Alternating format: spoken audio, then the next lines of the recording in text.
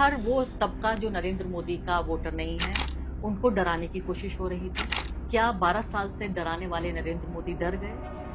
Obviously, अगर नहीं डरे होते तो रात को 12 बजे उठ के वो अपना वीडियो नहीं शूट करते। जिसको हम जेनजी कहते हैं, जिसके बारे में कहते हैं उसका पढ़ने लिखने से कोई लेना देना नहीं है, सुबह शाम तक इंस्टाग्राम पे रहता है, व्हाट्सएप पे रहता है और तमाम चीजें करता है, तमाम बातें करते हैं, वो खड़ा हुआ है, वो कह रहा मारो मुझे, मारो मुझे।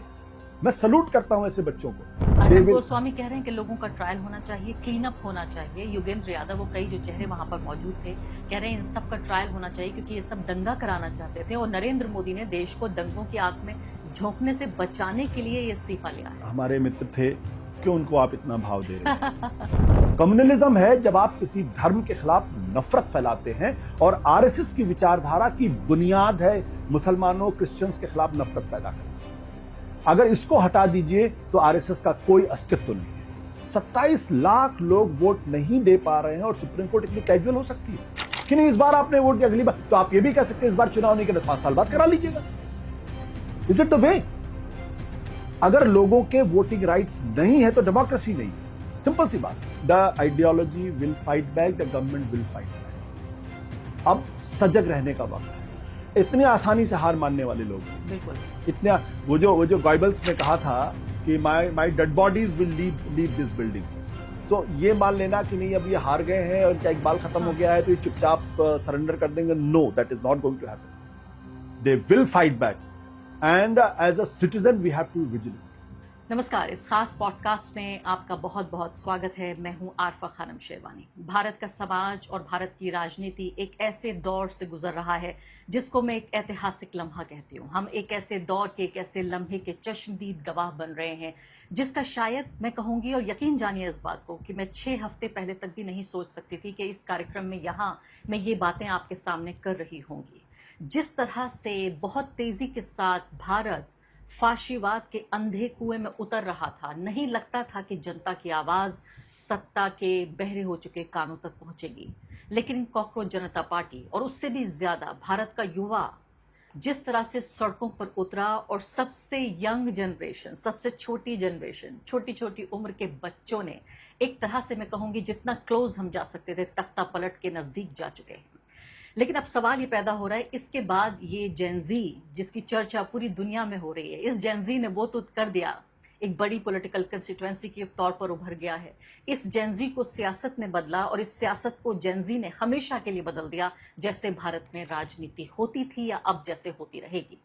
अब आगे का रास्ता क्या होगा, इस पूरे आंदोलन को किस तरह से समझें? क्या नरेंद्र मोदी को डरना चाहिए? वो नरेंद्र मोदी जो 12 साल से डरा रहे थे लोगों को, क्या उन्हें डरना चाहिए? हमारे साथ बेहद खास मेहमान इस वक्त मौजूद है। आशुतोष, मन हो रहा है कि आपका कोई इंट्रोडक्शन न दूं। आपकी मर्जी है, आपकी मर्जी। इनको कौन नहीं जानता? इनको आप न जाने कितने सालों तक टेलीविजन पर देखते रहे, प्राइम टाइम का चेहरा रहे, फिर देश में एक आंदोलन हुआ, फिर ये उस आंदोलन का हिस्सा बने, फिर इनको लगा कि शायद कोई भूल सी हो गई, फिर वापस आ गए, और मुझे लगता है हमने आपको फिर स्वीकार कर लिया पत्रकार के तौर पे। पता नहीं, मुझे तो बहुत डर लग रहा था। इनफैक्ट जब मैंने पार्टी ज्वाइन की थी तब मैंने सोचा था कि दोबारा कभी जर्नलिज्म में वापस नहीं लौटूंगा।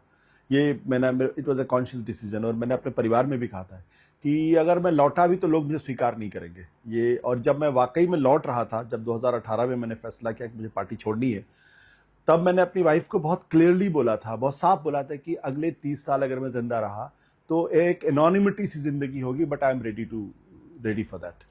आप अन्ना आंदोलन का हिस्सा रहे और उस वक्त आप एक टॉप एडिटर थे, जिस वक्त आप ये छोड़कर आप प्राइम टाइम का चेहरा थे। और ये नहीं है कि सिर्फ आप उस पर्टिकुलर चैनल न्यूज 18 था उस वक्त, न्यूज 18 नहीं था, IBN 7 था, बट ग्रुप वही था, नाम बदल सेम। हाँ, तो IBN 7 का आप हिस्सा थे। उससे पहले आप आज तक का चेहरा रहे, तो जाहिर है आप उस गोल्डन जनरेशन के हैं, टेलीविजन न्यूज की गोल्डन जनरेशन। इस कार्यक्रम में मैं जो तथाकथित रवीश कुमार का गोदी पीटिया है उस पर भी हम बातचीत करेंगे, लेकिन आंदोलन का हम बात कर रहे हैं। और हमारा जेनजी क्या जानता है कि अन्ना आंदोलन का हिस्सा रहे आशुतोष? चलिए उनके लिए इंट्रोडक्शन दे देती हूँ। एक टॉप एडिटर एक आंदोलन में जब शामिल होता है, अब दूसरा आंदोलन हो रहा है, और मैं सोच रही हूँ ऐसा क्या होता है आंदोलन में कि आप सब कुछ छोड़कर उस रेवोल्यूशन का हिस्सा बन जाते हैं? आपके मन में क्या था?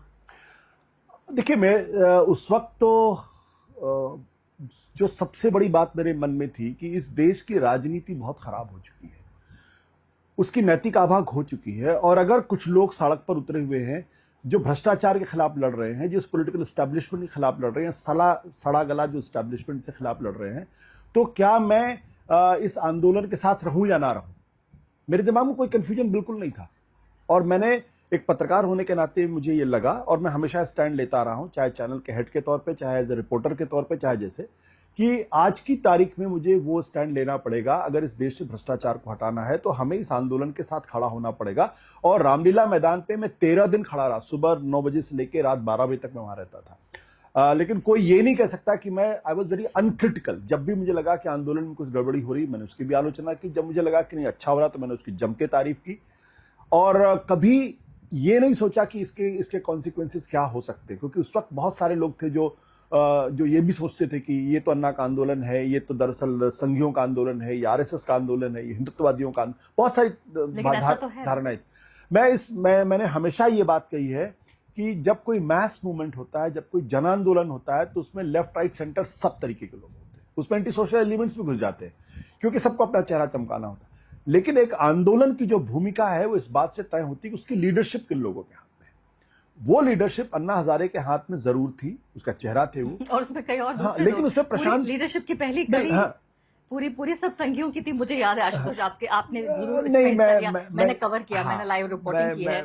बसें भर के आरएसएस के लोगों को लेकर वो आते थे। सारी बातें आपकी सही हो सकती हैं, मैं उसको डिस्प्यूट नहीं करता हूं, लेकिन मेरा मानना है कि the movement should be decided not by the kind of people with their, but the leadership जिसके हाथ में थी। और मैं बताऊं, प्रशांत भूषण, ये बताइए, प्रशांत भूषण को एक थोड़ा सा किनारे रख देते हैं, आपको भी थोड़ा सा किनारे रख देते हैं।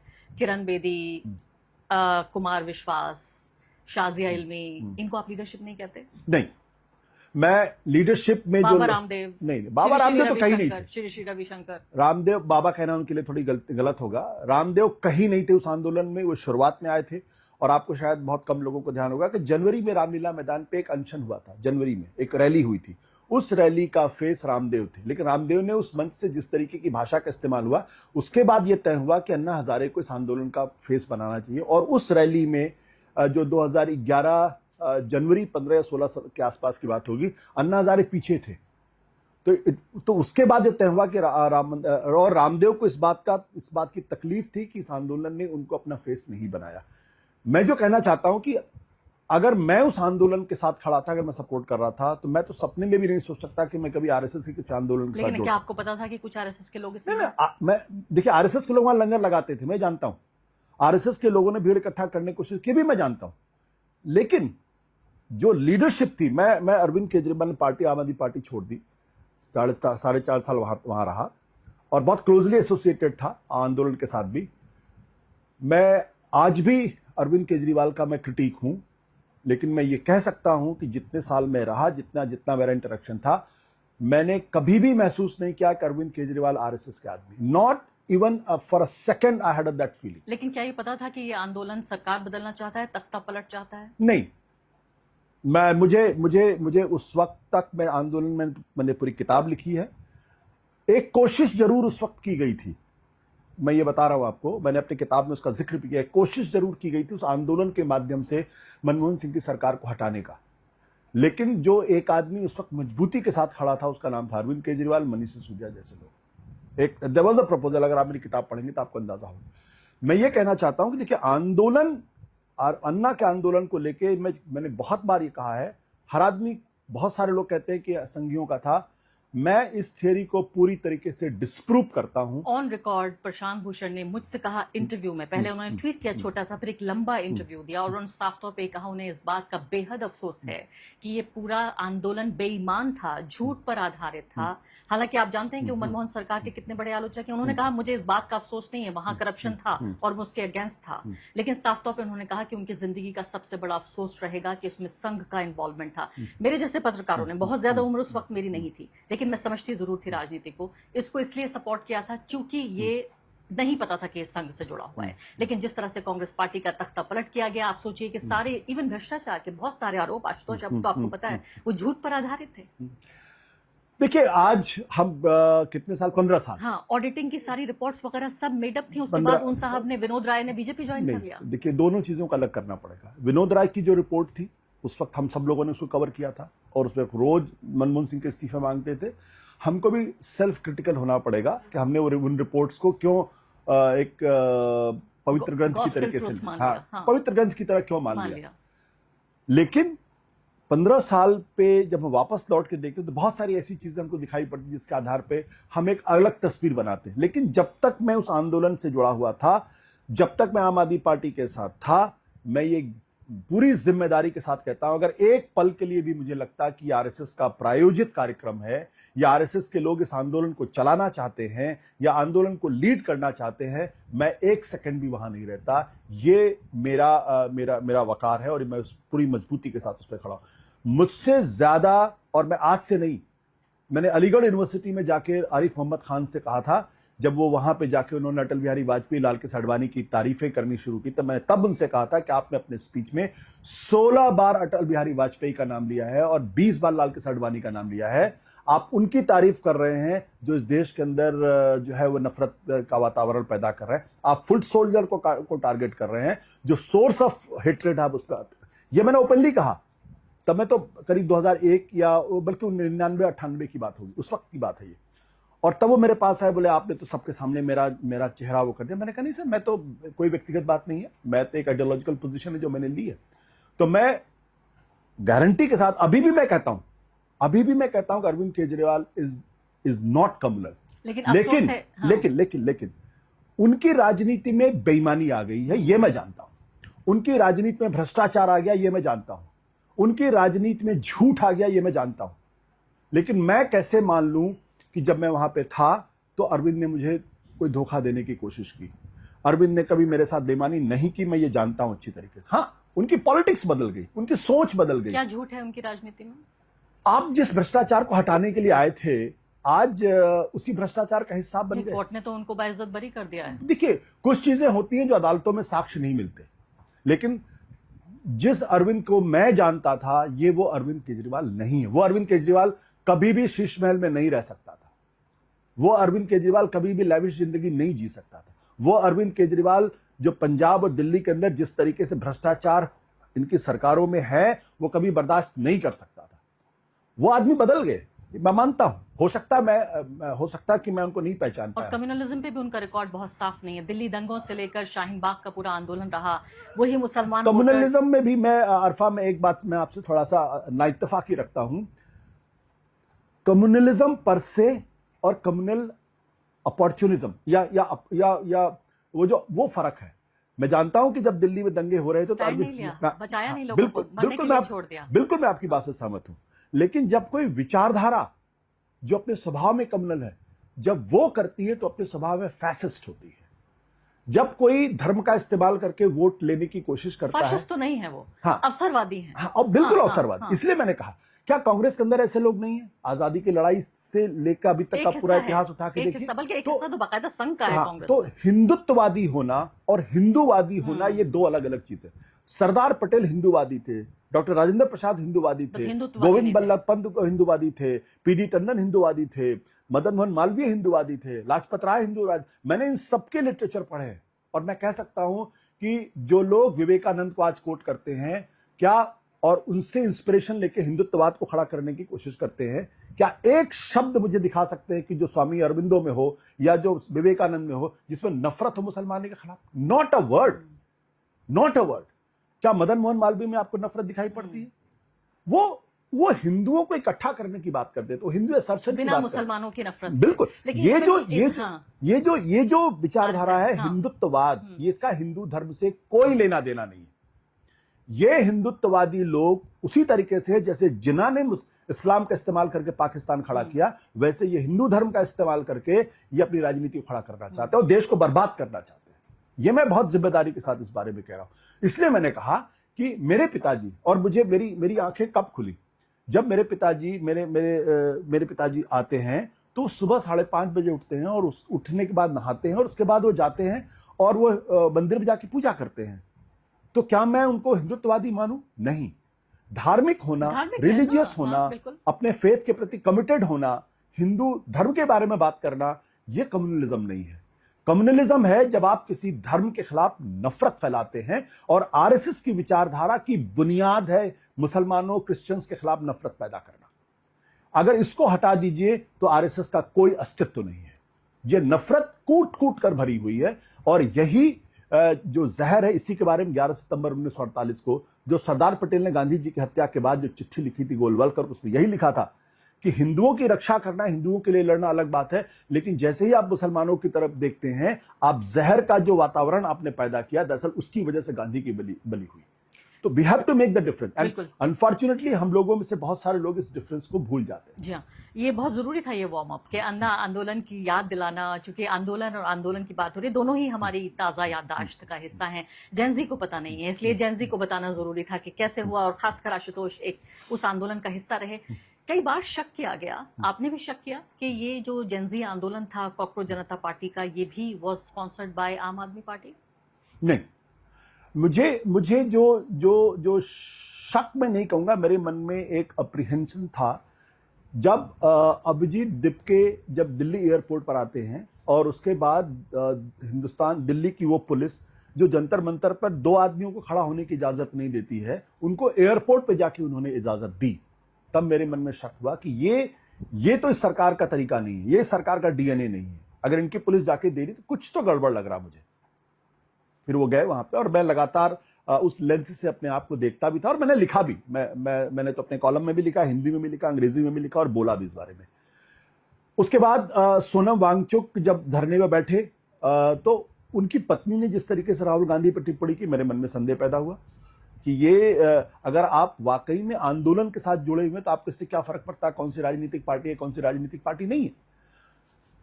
उस वक्त भी मेरे मन में संदेह पैदा हुआ, और मुझे लगता है कि इस बात को जो लोग वहां इकट्ठा थे उनके मन में भी ये कहीं ना कहीं संशय था। और लेकिन जब कोई देखता है कि 23 दिन तक एक आदमी अनशन पर बैठा हुआ है, उसकी तबीयत खराब हो रही है, और फिर भी वो बैठा हुआ उठ नहीं रहा है, तो आपके मन में एक बहुत स्वाभाविक सी सहज आपके मन में उसके प्रति एक अफेक्शन पैदा होता है। और मुझे लगता है कि जिस दिन सोनम वांगचुक को उठाया गया, उस दिन सरकार ने दूसरी बड़ी गलती की। पहली गलती की थी जो उन्होंने अभिजीत दिपके को परमिशन दिया था। दूसरी गलती जब उन्होंने सोनम वांगचुक को उठाया, ये भूल गए कि ये जो जमाना है ये सेलफोन का जमाना है, एंड कोई भी तस्वीर छुप नहीं सकती, आप कितनी भी कोशिश कर ले, चाहे पर्दा लगाए या ना लगाए। तीसरी गलती, और मुझे लगता है कि नरेंद्र मोदी जी कभी इसको भूलेंगे नहीं, और अमित शाह तो बिल्कुल नहीं भूलेंगे, जब उन्होंने लाठी चार्ज किया मार्च करते हुए बच्चों के ऊपर, और वो जो एक एक तस्वीरें जो लोगों ने मिलियंस एंड मिलियंस में लोगों ने देखी हैं कि बच्चियों के साथ किस तरीके से बर्ताव किया, बच्चों के साथ कैसे बर्ताव किया।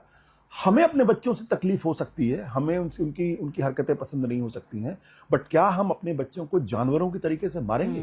क्या हम बच्चियों के लाठियां करने की बात करेंगे?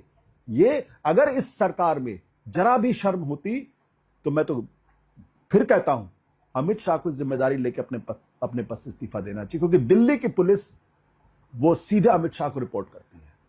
अगर ये फैसला ऊपर से हो जाता कि नहीं, आप कम वाट में आपको लाठी चार्ज नहीं करना है, बच्चों के साथ आपको सॉफ्टली बिहेव करना है, तो ये इस तरीके से पुलिस बिहेव नहीं करती। आप पेलेट्स गन का इस्तेमाल कर रहे हैं, कौन अपने बच्चों पर पेलेट गन का इस्तेमाल करता है? आशुतोष, आपको मालूम है कि मैं कवर करने गई थी, मेरी प्रोड्यूसर सौम्या, हम दोनों वहां पर मौजूद थे। पहली बात तो हमारे लिए ये भी असंभव हो रहा था कि अपने आप को कैसे बचाएं, यानी हमारे पास महंगे कैमरे थे, उससे महंगी हमारी जानें थी, और हम अपनी जानों को बचाएं, अपने इक्विपमेंट को बचाएं। और हमने खुद ये देखा कि पुलिस ने सिर्फ उन लोगों पे लाठीचार्ज नहीं किया जो लोग शायद पुलिस के ऊपर हमला करने की कोशिश कर रहे थे या नारेबाजी कर रहे थे।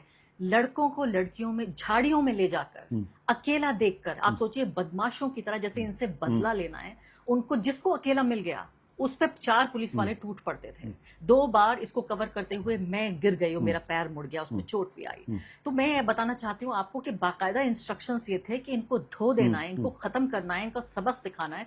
बिल्कुल भी ऐसा नहीं था कि सिर्फ नारेबाजी कर रहे, चलिए मोदी जी को चैलेंज कर दिया इसलिए इनको मारेंगे। तो इंस्ट्रक्शंस बिल्कुल क्लियर थे। अब यहाँ समझ में ये आ रहा है मुझे कि ये बताइए कि धर्मेंद्र प्रधान का जो इस्तीफा हुआ, क्यों हुआ ये इस्तीफा? धर्मेंद्र प्रधान का सवाल का जवाब देने के पहले मैं एक बात, जो बात आपने की बच्चों के साथ जिस तरीके से हिंसा की गई, उसमें मैं एक चीज जरूर जोड़ना चाहूंगा। मुझे लगता है कि जो ये गांधी का जो रास्ता था, मतलब वो बच्चे खड़े हुए हैं, आप लाठियां मार रहे हैं, वो कह रहे हैं मारो मारो मारो मुझे, ये जो गांधी का रास्ता है। और मुझे उसी वक्त ध्यान आया कि दांडी यात्रा के वक्त जब गांधी के 72 सिपाहियों को पुलिस वालों ने घेरा और उन पर लाठियां बरसाई और किसी ने भी उफ नहीं की और किसी ने भी हाथ नहीं चलाया, वो लाठियां खाते थे, बेहोश होकर गिर जाते थे, खून निकलता था। जो वहां सेविकाएं होती थी गांधी की, वो उनको किनारे लेके जाती थी।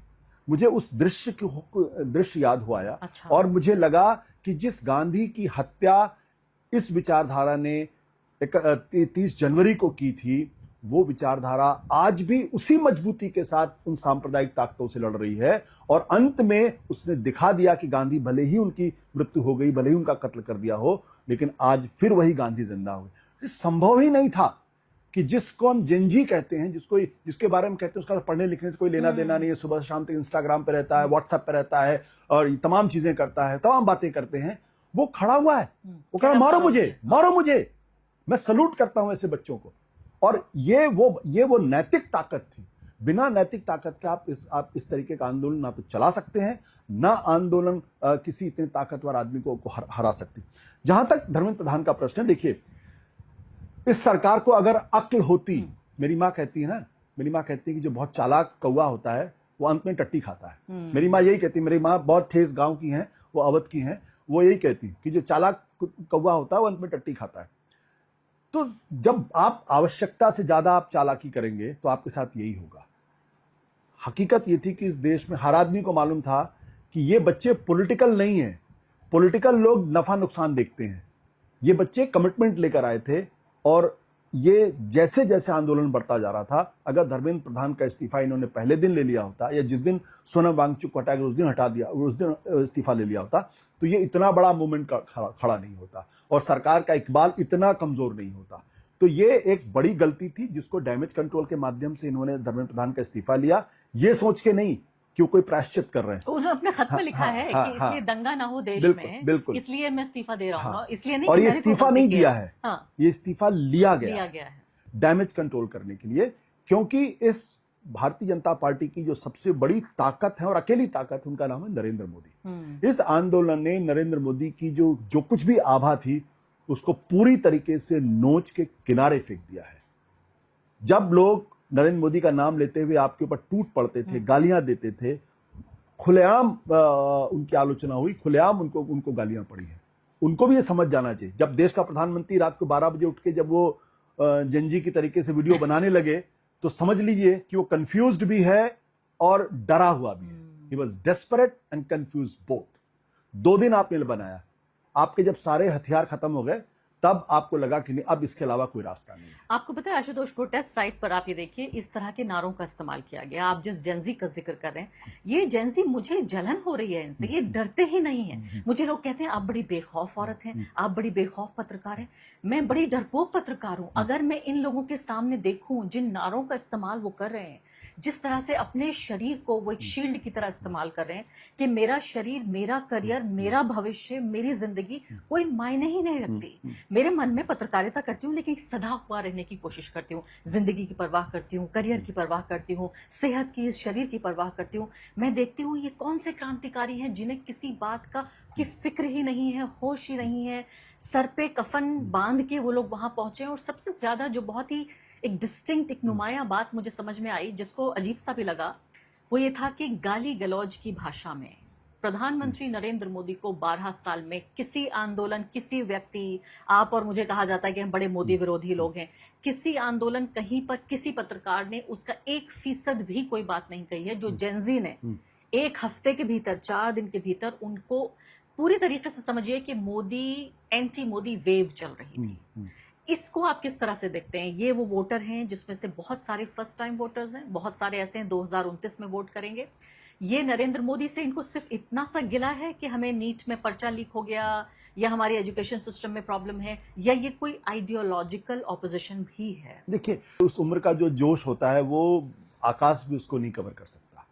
भगत सिंह 23 साल की उम्र में फांसी के फंदे पर लटके थे। और जब भगत सिंह के पिताजी ने आखिरी समय में अंग्रेज को चिट्ठी लिखी कि मेरे बेटे के लिए थोड़ी माफी दे दी जाए, तो भगत सिंह ने जो चिट्ठी अपने पिताजी को लिखी है वो सबको पढ़नी चाहिए, जहां वो कहते हैं अगर मेरे पिताजी आप नहीं होते तो मैं क्या करता।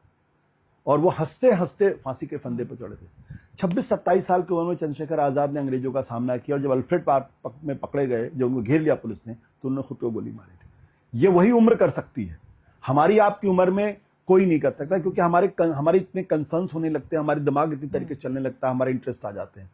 तो ये जो कुछ हुआ है ये बच्चे ही कर सकते थे, दूसरा कोई नहीं कर सकता था। अन्ना का आंदोलन एक ऐसी सरकार के खिलाफ आंदोलन था जो अपने स्वभाव में कमजोर थी। कोएलिशन की गवर्नमेंट थी, मनमोहन सिंह एक बहुत सॉफ्ट प्राइम मिनिस्टर थे, वो डेमोक्रेटिक गवर्नमेंट थी। ये डेमोक्रेटिक गवर्नमेंट नहीं है। इस निरंकुशवादी सरकार, अथॉरिटेरियन सरकार के खिलाफ जो बच्चों ने किया सिर्फ वही कर सकते थे, क्योंकि वो ये नहीं सोच रहे थे कि आगे क्या होगा, हमें इसकी क्या कीमत चुकानी पड़ेगी। तो मैंने कहा ना कि भगत सिंह आदमी 28-29-30 साल के बाद नहीं बन सकता, वो 20-21 साल की उम्र में ही आदमी भगत सिंह बन सकता, उसके बाद नहीं बन सकता, क्योंकि फिर आप परिवार सोचने लगते हैं, बच्चों के बारे में सोचते हैं, सबके बारे में सोचने लगते हैं। तो जो ऊर्जा निकली वहां से, वो ऊर्जा सिर्फ नीट की वजह से नहीं है। लोगों के अंदर एक आक्रोश धीरे धीरे पनप रहा था, बच्चों के अंदर वो आक्रोश पनप रहा था। लोग ये देख रहे थे कि नैतिकता का सारा लबादा किस तरीके से उठा के फेंक दिया गया। एक झूठ का वातावरण इस देश के अंदर पैदा किया गया, हर चीज झूठ। आपके जीडीपी के आंकड़े झूठे हैं, आपकी बेरोजगारी के आंकड़े झूठे हैं। आप जो वायदे, आपने तो कहा था कि 2022 तक हम किसानों की आय दुगनी कर देंगे, कहां है? आपने कहा था 2022 में जो मैन्युफैक्चरिंग सेक्टर का जो कंट्रीब्यूशन है वो 25% होगा जीडीपी में, वो कहां है?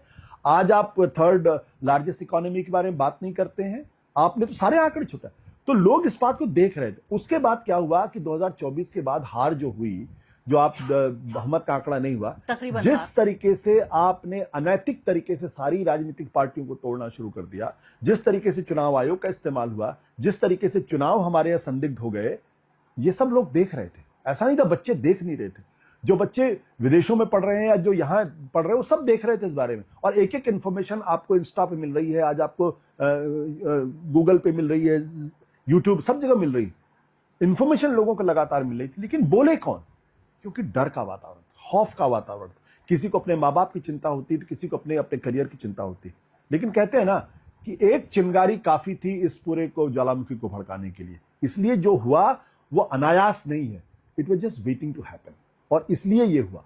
और अब अगर सरकार को जरा सी भी अगर अकल होगी तो वो आगे झूठ फरेब का वातावरण नहीं पैदा करेगी। मैं अभी वापस जाती हूँ जल्दी और धर्मेंद्र प्रधान के इस्तीफे पे आती हूँ कि क्या प्रधानमंत्री ने अपना इस्तीफा बचाने के लिए मंत्री प्रधान का इस्तीफा ले लिया। लेकिन इससे पहले एक महत्वपूर्ण बात यहाँ पर अंडरलाइन करना जरूरी, क्योंकि आपने एक तरह से छेड़ दी है वो बहस, वो ये कि पिछले एक साल में जितने चुनाव हुए हैं, चाहे आप असम का चुनाव देख लीजिए, पश्चिम बंगाल का चुनाव, 3 बार उस चुनाव को कवर करने गई थी, और आप यकीन जानिए नतीजे सामने आए हैं। ऐसा लगता है कि या तो ये चुनाव नतीजे गलत हैं या मैं पागल हूँ, क्योंकि जमीन पर कुछ भी ऐसा देखने को नहीं मिला जो जिस तरह के चुनाव नतीजे आए। किसी ने भी प्रिडिक्ट नहीं किया था। ये हो सकता था कि ममता थोड़ी कमजोर होती, हो सकता है हार भी जाती, ये भी पॉसिबल था। लेकिन इस तरह से कि उनको बाकायदा रुस्वा कर दिया जाएगा, वो ऐसा मैदान छोड़ के उनको भगा दिया जाएगा, उनकी खुद की सीट भी जो है वो ले ली जाएगी। मतलब इस चुनाव में सोचिए मुख्यमंत्रियों की सीटों को ले लिया गया है, वो हार गए मुख्यमंत्री।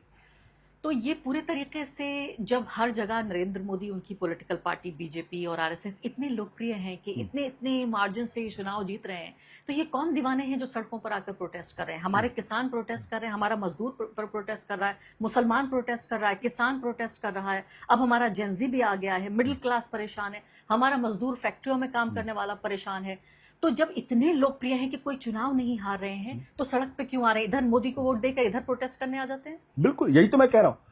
प्रोटेस्ट भी कर रहे हैं तो चलो ठीक है, इतनी पावरफुल सरकार और इतने पावरफुल प्राइम मिनिस्टर का अपने मंत्री को सैक करना, ये अपने आप में इस बात का प्रमाण है कि ये अंदर से बहुत ज्यादा कमजोर है, इनको हकीकत का अंदाजा है। बंगाल चुनाव के पहले मुझे बीजेपी के लोग कहते थे कि कम वोट में हम इनको जीतने नहीं देंगे, चाहे कुछ भी हो जाए। जिस तरीके का एक सिस्टम वहां क्रिएट किया गया था, वो सिस्टम, उस पर कभी इन्वेस्टिगेशन होना चाहिए कायदे से, उन ऑफिसर से पूछताछ होनी चाहिए जो वहां पे एम्प्लॉयड थे, जिनको वहां पे लगाया गया था। आप चुनाव क्या करा रहे हैं? वहां 2.5 लाख से ज्यादा लोगों को आपने सिपाही लगा रखे थे, आपने चीफ सेक्रेटरी बदल दिया, डीजीपी बदल दिया, पुलिस बदल दिया, 100 से ज्यादा सीनियर ऑफिसर्स को आपने बदल दिया, आपने पूरी सरकार को अपने कब्जे में कर लिया। 1 करोड़ लोगों और को उसके वोट बाद नहीं देने दिया, और 90 लाख लोगों को वोट नहीं देने दिया। उसके अलावा आखिरी समय पे 27 लाख लोगों के वोट आपने काट दिए। और ये क्या कहा कि ये तो लॉजिकल डिस्क्रिपेंसी है। वो लॉजिकल डिस्क्रिपेंसी आपको बिहार में दिखाई नहीं पड़ती, तमिलनाडु में नहीं दिखाई पड़ती, केरल में दिखाई नहीं पड़ती, दिल्ली में नहीं दिखाई पड़ती, आपको सिर्फ बंगाल में दिखाई पड़ रही है। तो अगर लॉजिकल डिस्क्रिपेंसी थी तो बाकी जगह भी तो होनी चाहिए ना। और अफसोस इस बात को लेकर यह है कि मैं तो बहुत शुक्रिया अदा करूंगा हिंदुस्तान के chief justice of India Suryakant ji का, मैं नाम ले रहा हूं उनका, सूर्यकांत जी का, कि न उन्होंने काकरोच कहा होता ना ये आक्रोश भड़कता। We should all be thankful to him. और ये वही चीफ जस्टिस, ये वही सुप्रीम कोर्ट है जो कह रही थी अगर आप इस बार वोट नहीं दे पाए तो क्या वो अगले बार दे दीजिएगा। क्या आप सुप्रीम कोर्ट से ये उम्मीद कर सकते हैं? हमारे कॉन्स्टिट्यूशन में supreme court is the guardian of the constitution. क्यों सुप्रीम कोर्ट बनी है? कि अगर पार्लियामेंट गलत करे, अगर कैबिनेट गलत करे, अगर प्राइम मिनिस्टर गलत करे तो कहीं ना कहीं भूल सुधार होगा। 27 लाख लोग वोट नहीं दे पा रहे हैं और सुप्रीम कोर्ट इतनी कैजुअल हो सकती है कि नहीं इस बार आपने वोट दिया, अगली बार तो आप ये भी कह सकते हैं इस बार चुनाव नहीं करना, 5 साल बाद करा लीजिएगा। Is it the way? अगर लोगों के वोटिंग राइट्स नहीं है तो डेमोक्रेसी नहीं है। सिंपल सी बात।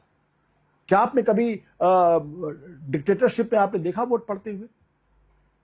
तो अगर वोटिंग राइट्स अगर लोगों को सीज की, this voting right is more fundamental than the fundamental right. Of course अगर डेमोक्रेसी को एग्जिस्ट करना है तो फिर वो इसी वोटिंग राइट से ही वो डिफाइन होती है। और आप कैजुअली कह रहे हैं कि नहीं इस बार नहीं दे पाए तो अगली बार दे दीजिएगा। मतलब व्हाट नॉनसेंस इज दिस?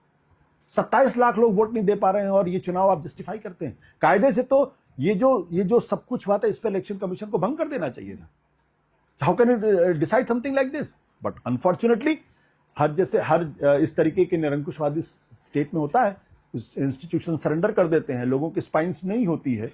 और ये बात अब सुप्रीम कोर्ट के बारे में कहने लगे और छात्रों ने साबित कर दिया कि आपकी टिप्पणी को हम यहाँ और फिर आप क्या कर, हमारे पास वक्त नहीं है वीडियो देखने का। और फिर उसके बाद एनडीटीवी को बुलाकर एक्सक्लूसिव इंटरव्यू दिया और ये कहा कि ये तो झूठ बात है, मेरे पास तो ऐसी कोई पिटीशन ही नहीं आई। पिटीशन ही नहीं। आप सोचिए फुल नो वो कह रहे एक लाइन थी हमारे पास, वो शायद अब वो तो खैर चीफ जस्टिस ऑफ इंडिया है। 1990-95 के अंदर जब पीआईएल शुरू हुई थी तो अगर आप एक एप्लीकेशन भी डाल देते, एनोनिमस एप्लीकेशन भी चली जाती तो भी उसकी सुनवाई थी। आज हमारा जो जुडिशियल इवोल्यूशन है वो ये हो गया कि नहीं हमारे पास तो कोई कंप्लीट, आपको सुओ मोटो लेना चाहिए था उसको। Supreme court should have taken that suo motu, आपने नहीं लिया। अब बताइए कि 12 साल से जो डरा रहे थे नरेंद्र मोदी, पत्रकारों को डरा रहे थे, सामाजिक कार्यकर्ताओं को डरा रहे थे, पॉलिटिकल पार्टियों को डरा रहे थे, मुसलमानों को डरा रहे थे, ईसाइयों को, किसान आंदोलन हुआ, हर तरह से हर वो तबका जो नरेंद्र मोदी का वोटर नहीं है उनको डराने की कोशिश हो रही थी। क्या 12 साल से डराने वाले नरेंद्र मोदी डर गए? ऑब्वियसली, अगर नहीं डरे होते तो रात को 12 बजे उठ के वो अपना वीडियो नहीं शूट कर रहे थे। वो जो वीडियो शूट हुआ है, मुझे लगता है कि जो प्रधानमंत्री अपनी हर तस्वीर को लेके बहुत संजीदा होते हैं कि इसी फ्रेम की तस्वीर लोगों के बीच में जानी चाहिए। वो जो होता है ना कि you created an image through that industrial process, कि एक एक चीज जहां माइन्यूटली ऑब्जर्व होती है कि ये फ्रेम, ये मुस्कान, ये एंगल, वो तस्वीर, क्योंकि आप एक आर्टिफिशियल पर्सनालिटी को बिल्ड कर रहे हैं। वहां पे प्रधानमंत्री जी का जो पहला वीडियो आया है वो इतनी खराब फ्रेम का वीडियो आया है जहां हेडरूम कहीं जा रहा है, चेहरे पे चेहरा कुछ और दिखाई पड़ रहा है। खराब कह रहे हैं लेकिन वो जेनजी के लिए बाकायदा इस तरह शूट किया गया था, वो खराब नहीं जिसने है, भी शूट किया अच्छा है जिसने भी शूट किया है उसने अपनी अकल तो नहीं लगाई कम से कम। और वो भी टेलीप्रॉम्प्टर से पढ़ रहे थे, आपको पता है ना। वो गलती के अब ये हो चुका है, हमसे गलती हो गई, ये गलती भी टेलीप्रॉम्प्टर से पढ़ी जा रही है। मैं भी जब फोटो अपनी खींचता हूं ना तो मैं भी अपनी तस्वीर को लेकर थोड़ा कॉन्शियस रहता हूं यार ये एंगल पे नहीं ठीक है। That picture of prime minister, my prime minister is very handsome, let me say this. लोग एग्री करें ना करें, he looks, I don't agree with you at but all. ये जो लुक था, ये लुक बहुत ही खराब लुक था। इस लुक से कभी प्रधानमंत्री जी को लेके पॉजिटिव रिस्पांस आ ही नहीं सकता था। दूसरा फ्रेम अगर आप देखेंगे, जो दूसरी तस्वीर खींची गई, दैट्स मच बेटर, जहां उनका फ्रेम जो है स्टेबल है, बैकड्रॉप ठीक है, हेडरूम उसमें भी ज्यादा है, कपड़े ठीक ठाक हैं और उसमें ज्यादा बेहतर तरीके से बोल रहे हैं। तो मैं ये कह रहा हूं कि जब प्राइम मिनिस्टर को खुद इंस्टाग्राम के लिए अपनी फोटो खींचनी पड़ जाए रात को 12 बजे के बाद, तो वो कंफ्यूज्ड भी हैं और वो डेस्परेट भी हैं और डरे हुए भी हैं। अब ये बताइए कि ये डर जो खत्म हो गया है, कहा जाता है डर के आगे जीत है, जेनजी हमारा सब इंस्टाग्राम पर रील डाल रहा है। मैं तो ये भी सोच रही थी कि बड़ी अहम बात होगी इस पर चर्चा करना कि कैसे हजारों करोड़ की जो टीवी की इंडस्ट्री है और दूसरे उसके बाद उनके साथी आ गए आईटी सेल के लोग, जो आपके हमारे जैसे लोगों को दिन रात ट्रोल करते हैं, हमारी फाइलें खोलते हैं, सब लोगों को परेशान करते हैं, मतलब पॉलिटिकल पार्टियों से लेकर अल्पसंख्यकों और तमाम उन लोगों को, एनजीओज को, इंटरनेशनल लोगों को भी। 4 दिन की रील बनाकर जेनजी ने ये हजारों करोड़ की इंडस्ट्री को तबाह कर दिया, इस पर भी कोई रिसर्च पेपर लिखा जाना चाहिए। अब यहाँ पर सवाल ये हो रहा है कि जो जेनजी डरा नहीं और डर के आगे उसको जीत मिल गई है, जीत है नहीं, जीत मिल गई है। अब ये जेनजी आगे जाके क्या करेगा? क्या डर सिर्फ जेनजी का खत्म हुआ या इस देश में जो एक डर का साम्राज्य स्थापित किया गया था वो खत्म हो गया? देखिए, मैं इसको थोड़ा फिलोसफिकल अंदाज में मैं इस पूरे मामले को देखता हूं। जो इस आंदोलन की जो एक ऐतिहासिक भूमिका थी वो हो चुकी है। अब इनसे आगे कुछ उम्मीद करना कि इसी तरीके का एक नया आंदोलन ये लोग खड़ा कर देंगे, मेरे हिसाब से जल्दबाजी भी होगी और कुछ सोचना भी थोड़ा ज्यादा होगा। इनकी क्या भूमिका थी? इनकी भूमिका थी जब डिस्कवरी ऑफ इंडिया में जो महात्मा गांधी के बारे में पंडित जवाहरलाल नेहरू लिखते हैं, वो कहते थे कि गांधी जी की सबसे बड़ी भूमिका क्या थी? गांधी जी ने इस देश को अभय बना दिया। अभय का मतलब कि जो ब्रिटिश साम्राज्य का जो डर था, जो खौफ था, उसको गांधी जी ने खत्म कर दिया। जो रियाया, जो अवाम और जो जनता ब्रिटिशर्स के खिलाफ खड़ी नहीं हो सकती थी, खड़ी नहीं होना चाहती थी, उसके मन में डर पैदा हुआ था, अगर मैं कुछ करूंगी तो मुझे जेल में डाल देंगे, फांसी पे चढ़ा देंगे, मेरे ऊपर घोड़े दौड़ा देंगे, वो डर गांधी जी ने खत्म कर दिया। और इसीलिए गांधी जी का सबसे बड़ा कंट्रीब्यूशन वो था जो पंडित जवाहरलाल नेहरू अपनी किताब में लिखते, अभय शब्द का उन्होंने इस्तेमाल किया था। और इत्तेफाक की बात है कि राहुल गांधी ने भी अभय मुद्रा का इस्तेमाल संसद के अंदर किया। पता नहीं मुझे उन्होंने वहां से सीखा या कहां से सीखा। तो जो डर का माहौल पैदा था कि ईडी आपके घर पे आ जाएगी, इनकम टैक्स आपके यहाँ आ जाएगा, पुलिस आ जाएगा, आपको जेल हो जाएगी, आपको बेल नहीं मिलेगी, और इस सरकार से आप टकरा नहीं सकते क्योंकि आपको ट्रोल किया जाएगा। महिलाएं अगर ट्रोल करेंगी तो उनके साथ सेक्सुअल वायलेंस की बात की जाएगी, और अगर किसी को कहीं जाके पीट सकते हैं, कुछ भी कर सकते हैं।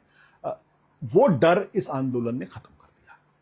तो इस आंदोलन का सबसे बड़ा कंट्रीब्यूशन ये है कि इसने लोगों को अभय दिला दिया कि डरने की जरूरत नहीं है।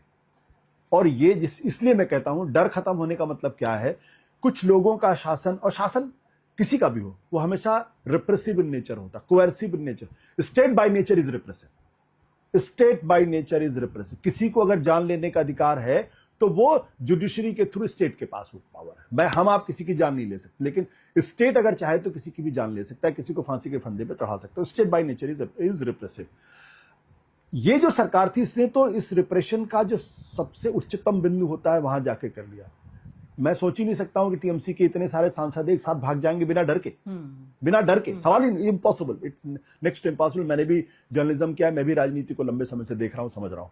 तो वो डर उन्होंने खत्म कर दिया। अब यहां के बाद जब एक बार डर खत्म हो जाता है ना, जब सरकार का इकबाल खत्म हो जाता है, हमारे कहते हैं ना सरकार तो इकबाल से चलती है, अगर सरकार का इकबाल खत्म हो जाता है तो फिर तो इकबाल खत्म हो गया है। मेरे ख्याल से इकबाल खत्म हो गया। बहुत बड़ी बात है जो आप कह रहे हैं। मैं बिल्कुल कह रहा हूं सरकार का इकबाल खत्म हो गया। और वो ये जो होता है ना कि इतिहास में कुछ ऐसे अननोन चीजें होती जिसके बारे में कोई नहीं जानता। जब कोई कह रहा था यार कौन लड़ेगा इनसे, कोई ऑल्टरनेटिव है ही नहीं, राहुल गांधी अकेले लड़ते हुए दिखाई पड़ रहे हैं, तब अचानक एक बच्चा कहीं बॉस्टन में रहता है, वो हिंदुस्तान आता है, वो कहता है हमें धर्मेंद्र प्रधान का इस्तीफा चाहिए, और लोग उसका मजाक उड़ाने की कोशिश करते हैं। मेरे जैसे लोग लिखते हैं कि उसका आंदोलन तो फ्लॉप शो हो गया, और वो अंत में वही लड़का जीतता हुआ दिखाई पड़ता है और वो जीत जाता है। तो ये इसका मतलब ये है कि history has its own logic, you can't define it by your memory and by your अच्छा, ये बताइए कि जेनजी को राजनीति ने बदला। पहली बार बहुत सारे ऐसे लोग थे जो फर्स्ट टाइम प्रोटेस्टर थे, और मैंने पूछा, उनसे पूछती थी कि भाई क्या नाम है आपका, बोले बस प्रोटेस्टर लिख दीजिए। तो यानी पहचान ही हमारी प्रोटेस्टर, प्रदर्शनकारी। तो ये बताइए कि जिस तरह से भारत में राजनीति अब होगी, उसको जेनजी ने कैसे बदला है? अगर मौजूदा सरकार को अगर जरा सी भी समझ होगी, जरा सी भी अकल होगी, तो जो नैतिक लबादा इन्होंने उठा के फेंक दिया था, कि इनका मतलब यह था कि पावर का मतलब सिर्फ पावर सिर्फ पावर नहीं होता। अथॉरिटी में मॉरल पावर सबसे इंपॉर्टेंट चीज होती है, क्योंकि वही आपको गवर्न करने की ताकत देती है। तो वो उन तमाम हरकतों को छोड़ देंगे, राजनीतिक पार्टियों को तोड़ना बंद कर देंगे, लोगों का ईडी के छापे डलवाना बंद कर देंगे, और ईमानदारी के साथ एजुकेशन सिस्टम को रिफॉर्म करने की कोशिश करेंगे। बड़ी बड़ी बातें करते हैं, रिफॉर्म कर रहे हैं। आपको याद है पिछले 2013-14 के अंदर जो हिंदुस्तान का जो एजुकेशन बजट था वो 4.6% था, आज वो बजट 2.5% है। 2.5% है। ये वो सरकार जो राष्ट्रवाद की बात करती है, और भारत एक साथ पाकिस्तान और चीन के खतरे को महसूस कर रहा है, उस सरकार का डिफेंस बजट 1.89% ऑफ जीडीपी है। जो standing committee of the parliament कहती है कि आपका डिफेंस बजट 3% के आसपास होना चाहिए। Are faced with China and Pakistan, both the two theatres of war, और आपका डिफेंस बजट 1.89% पे। तो दीज आर फैक्ट्स जो उनकी सरकार से मिले। जब आप इससे बात करते बोले हमारा तो वॉल्यूम बढ़ गया, भाई जिस प्रोपोर्शन में आपका बजट बढ़ रहा है उसी प्रोपोर्शन में तो डिफेंस बजट बढ़ना चाहिए, उसी प्रोपोर्शन में तो एजुकेशन बजट बढ़ना चाहिए। पिछले 10-12 सालों के अंदर 93,000 स्कूल बंद हो चुके हैं, प्राइवेटाइजेशन जबरदस्त हो चुका है। हमें तो पता ही नहीं था कि हमने कितनी फीस स्कूलों के अंदर जमा की है। आज आपके बच्चों को अगर पढ़ाना है तो आप 1,00,000-1.5 लाख की फीस अगर आप देने के लायक नहीं है तो आपका बच्चा अच्छे स्कूल में नहीं पढ़ सकता नहीं, और आमदनी कम हो रही है, आमदनी लगातार कम हो रही है, और यूनिवर्सिटी सिस्टम आपका कोलैप्स कर रहा है। वहां पे थर्ड रेटर्स नहीं, जो सबसे घटिया मेटल्स हैं उनके अपॉइंटमेंट्स वहां हो रहे हैं। ऐसे लोग अपॉइंट हो रहे हैं जिनको अपनी चिट्ठियां लिखने नहीं आती, जिनको अपनी एक एप्लीकेशन नहीं लिख सकते, वो असिस्टेंट प्रोफेसर बन रहे हैं, वो एसोसिएट प्रोफेसर बन रहे हैं। और ये सिर्फ एक यूनिवर्सिटी का हाल नहीं, सारी यूनिवर्सिटीज का ये हाल है। खर्ची और पर्ची नाम चलती है वहां पे। तो अगर आप समझदारी होगी तो कम से कम वो ये सब चीज नहीं करेंगे, सम्मानजनक तरीके से सरकार चलाने की कोशिश करेंगे। और हमारी कोई सरकार से कोई दुश्मनी थोड़ी, आपकी कोई दुश्मनी थोड़ी। अगर आप ठीक से सरकार चलाएंगे तो लोग आपकी वाह वाह करेंगे। अगर आप उसी तरीके से चुनाव को मैनिपुलेट करने की कोशिश करेंगे, इलेक्टोरल मैनेजमेंट पर आपका फोकस होगा, आप एजुकेशन सिस्टम को मैनिपुलेट करने की कोशिश करेंगे, वहां अपने लोगों को भरने की कोशिश करेंगे, तो फिर ये जो गुस्सा है ये खत्म नहीं होगा, ये गुस्सा आगे बढ़ेगा। अब सवाल ये पैदा हो रहा है यहाँ से कहाँ जा रहे हैं हम। अब अन्ना आंदोलन के बाद हमने देखा एक पूरी सरकार, पूरी पॉलिटिकल पार्टी को सरकार से हटा दिया गया। बहुत सारे लोग जो हैं उन्होंने अपने अपने अलग अलग पॉलिटिकल करियर्स ढूंढ लिए। आपके जैसे प्रशांत भूषण और योगेंद्र यादव, इस तरह के लोग अलग हो गए आंदोलन से। इसमें तो इतने सारे लोग नहीं हैं पहली बात, लेकिन जो लोग 3-4 नज़र आ रहे हैं नेताओं के तौर पे, पहली बात तो 3 बड़े चेहरे नज़र आ रहे हैं, और इसके अलावा आयसा के कुछ लोग हैं। इनका कोई पॉलिटिकल फ्यूचर आप देख रहे हैं? क्योंकि इन सब ने ये इशारा दिया है, इंडिकेट किया है कि ये ज्वाइन करेंगे ऑपोजिशन पार्टियों को। देखिए, आंदोलन करना और राजनीति करना ये 2 अलग अलग चीजें हैं। इस मिथ को सिर्फ एक ही आदमी ने डिफाइन किया, उसका नाम है अरविंद केजरीवाल, जिन्होंने आंदोलन भी किया और उसके बाद पॉलिटिकल पार्टी भी बनाई और अपनी सरकार भी खड़ी की। आज की तारीख में मैं ये कहूं कि ये बच्चे बहुत सफल पॉलिटिशियन होंगे। I will keep my words little bit रेस्ट्रेन्ड।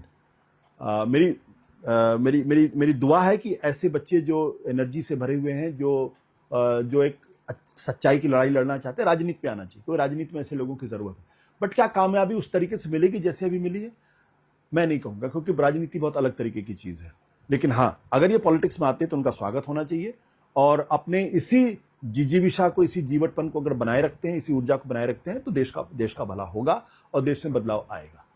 लेकिन ये सोच लेना कि कोई बहुत बड़ी क्रांति हो जाएगी, मैं थोड़ा सा अभी जल्दबाजी में नहीं बोलना चाहता, क्योंकि अन्ना के आंदोलन के बाद वो कांग्रेस की सरकार थी, डेमोक्रेटिक गवर्नमेंट थी। ये जो सरकार है ये अपने स्वभाव में डेमोक्रेटिक नहीं है, ये एक अथॉरिटेरियन गवर्नमेंट है, और एक ऐसी विचारधारा के साथ है जो अपने स्वभाव में टोटलिटेरियन है, जो फैसिस्ट है अपनी विचारधारा के साथ, और जिसने समाज के हर तबके में अपनी पैठ बना ली है, एंट्रेंच कर दिया, चाहे गवर्नमेंट हो चाहे गवर्नमेंट के बाहर हो। इस सरकार को हराना और इस सरकार को उसी तरीके से 2014 में घुटनों पे लाना, ये बहुत मुश्किल काम है, इतना आसान काम नहीं है। Now the ideology is defeated, the government is defeated, that does not mean they will take this defeat very honorably and easily. मैं तो यही पूछना चाह रही थी, they will fight back. Exactly. And Arnab Goswami कह रहे हैं कि लोगों का ट्रायल होना चाहिए, क्लीन अप होना चाहिए। योगेंद्र यादव, वो कई जो चेहरे वहां पर मौजूद थे, कह रहे हैं इन सब का ट्रायल होना चाहिए, क्योंकि ये सब दंगा कराना चाहते थे, और नरेंद्र मोदी ने देश को दंगों की आग में झोंकने से बचाने के लिए ये इस्तीफा लिया है। हमारे मित्र थे, क्यों उनको आप इतना भाव दे रहे हैं?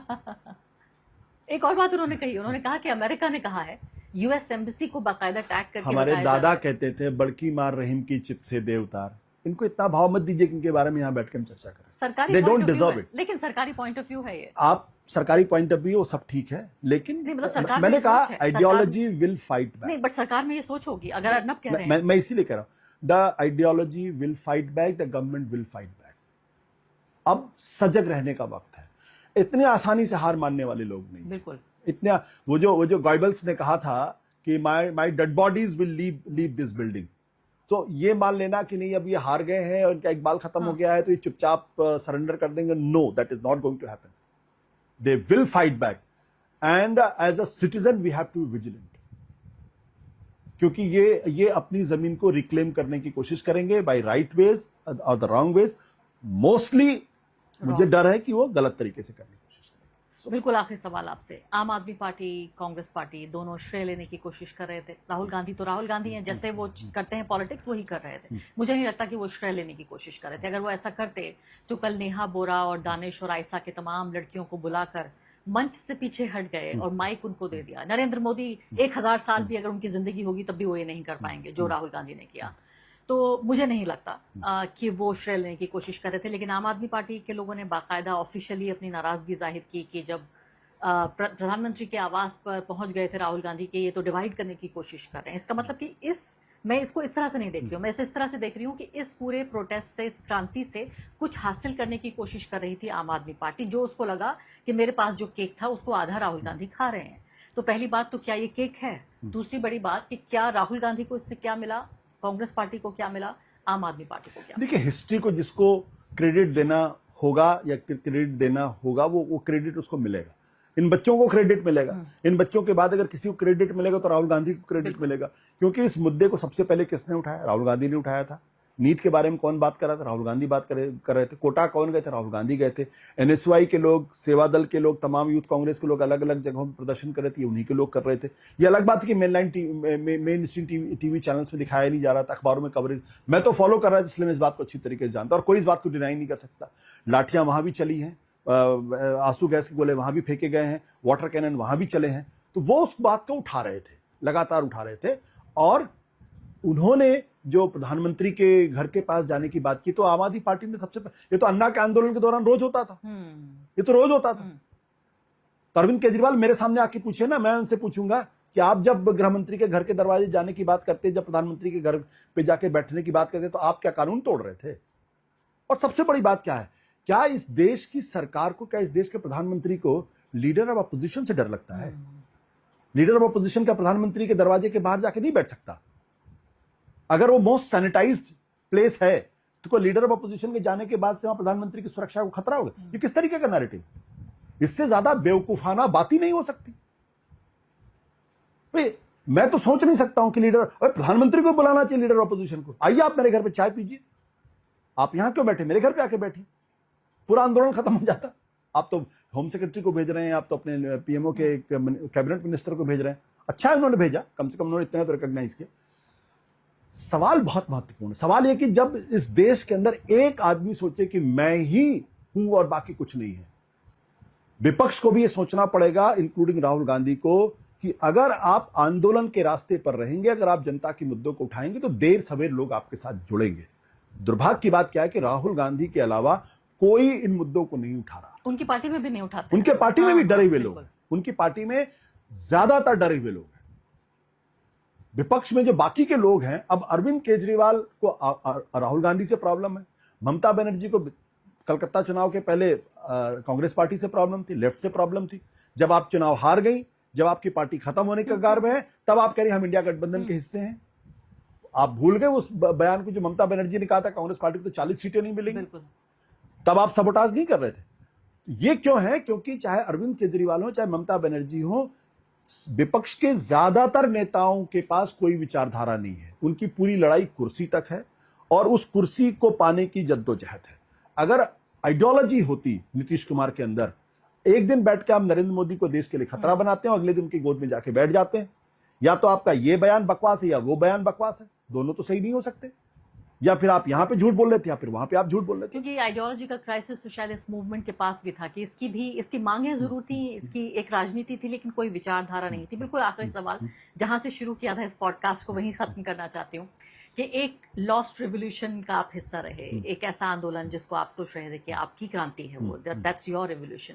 फिर दोबारा क्रांति हुई, आपको जिंदगी ने दोबारा चांस दिया, तो आप इसका हिस्सा क्यों नहीं बने? नहीं, मैं दरअसल यहाँ पे था नहीं. मेरे पिताजी की तबीयत ठीक नहीं थी और वो बाथरूम में गिर गए थे, तो मुझे वहाँ जाना पड़ा. उसके पहले मेरी वाइफ जो थी वो मैं उनको केरला लेके गया था इस आंदोलन के दौरान, और फिर मुझे किसी का बहुत ज़रूरी काम से मुझे लंदन में जाना पड़ा. और इसके अलावा एक चीज़ और भी थी कि मैंने भी अब ये सोच लिया कि मुझे अपने हिसाब से ज़िंदगी जीनी है। और मैं दरअसल कल जब मैं सोच रहा था कि मुझे जंतर मंतर में जाना, उसके थोड़ी देर पहले ये ना थोड़ी देर बाद उसका अनाउंसमेंट हो गया, तो मुझे कोई रिग्रेट नहीं है। और मैं माफ़ी चाहूँगा आरफा, आपका बहुत सम्मान है देश के अंदर, मैं भी बहुत आपका रिस्पेक्ट करता हूँ।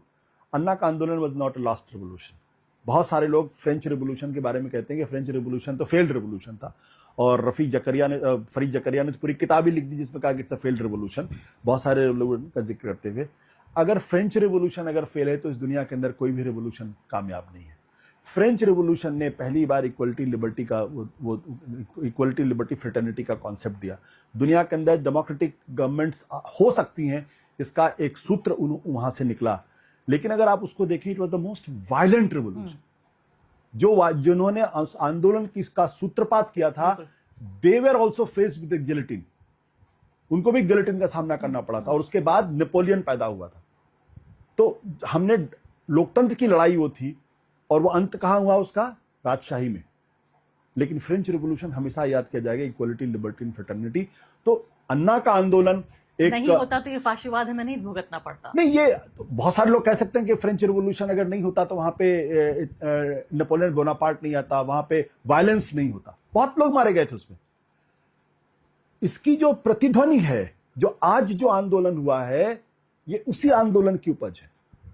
उसके पहले हिंदुस्तान के अंदर जितने आंदोलन हुए थे वो सब राजनीतिक पार्टियों के द्वारा किए गए, चाहे वो बाबरी मस्जिद के विरोध में राम मंदिर का आंदोलन हुआ हो, या जयप्रकाश नारायण का आंदोलन हुआ हो, या 1967 उसके पहले के आंदोलन। लोगों को जो ऊर्जा मिली है कि हम भी कुछ कर सकते हैं, जो स्पंदन जो लोगों के अंदर मिला है, क्योंकि अन्ना का आंदोलन जब तक अरविंद केजरीवाल राजनीति में नहीं आए थे तब तक वो भी गैर राजनीतिक लोगों का। नहीं, तो आप अन्ना आंदोलन को कह रहे हैं, आप किसान और शाहीन बाग के आंदोलन को नहीं कहते? नहीं, बिल्कुल मैं उसको कह रहा हूं, मैं शाहीन बाग के आंदोलन को भी जोड़ रहा हूं, मैं किसान के आंदोलन को भी जोड़ रहा हूं। ये ताकत कहां से मिली लोगों को कि हम कुछ कर सकते हैं? लेकिन उसके लिए जो नैतिक बल चाहिए वो जरूरी है। शाहीन बाग का आंदोलन, मैं तो उसका बहुत बड़ा प्रशंसक हूं। जब इतनी बड़ी संख्या में महिलाएं निकली, सिर्फ महिलाएं निकली, और उन्होंने, अगर कोविड नहीं होता तो कोविड की वजह से उस आंदोलन को एक तरीके से उसकी अल्प मृत्यु हुई। या किसानों का आंदोलन, सलूट करता हूं मैं, तो सवा साल बैठे रहे। और रिवोल्यूशन पे ही जरूर आपसे बातचीत होगी। अन्ना आंदोलन के मुतालिक मेरी आपसे असहमति रहेगी, और यहीं पर इस कार्यक्रम को खत्म करती हूँ। बहुत बहुत शुक्रिया आपका आशुतोष, आपने आए और खुले दिल से हर सवाल का जवाब दिया। मुझे मालूम है इसमें से कुछ कड़वे सवाल भी थे। मुझे इस बात, अगर मैं अपने स्वभाव में डेमोक्रेटिक हूं तो मुझे कड़वे सवाल पूछने भी चाहिए और कड़वे सवाल फेस भी करने चाहिए। शुक्रिया बहुत बहुत। Thank you.